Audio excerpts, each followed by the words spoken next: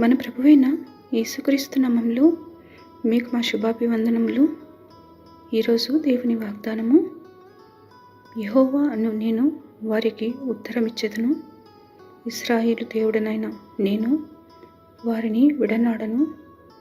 జనులు చూచి యెహోవా హస్తము ఈ కార్యము చేసిననియు, ఇశ్రాయేలు పరిశుద్ధ దేవుడు దీన్ని కలుగజేసిననియు తెలుసుకొని మనస్కరించి స్పష్టముగా గ్రహించినట్లు, చెట్లు లేని మెట్టల మీద నేను నదులను పారజేసెదను, లోయల మధ్యను ఊటలను ఉబుక చేసెదను.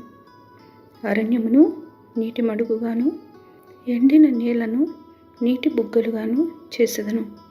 యెషయా 41వ అధ్యాయము 17, 18, 19 వచనాలు.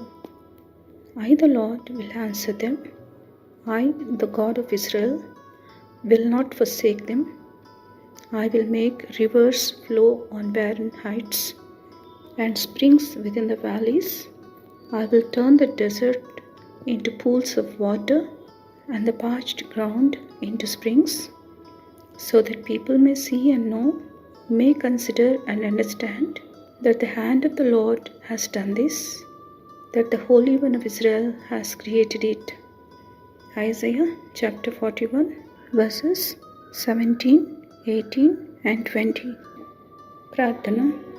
ప్రేమగల తండ్రి, మాకు నమ్ముకొనదగిన సహాయకుడవై ఆదరిస్తున్నందుకై వందనాలు.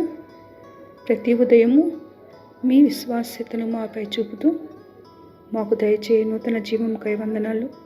కష్ట పరిస్థితుల గుండా వెళ్తూ మీ సహాయం కొరకు ఎదురు చూస్తున్న వారిపై కనికరము చూపమని యేసునామములో వేడుచున్నాము తండ్రి. Amen. Have a blessed day. God bless you.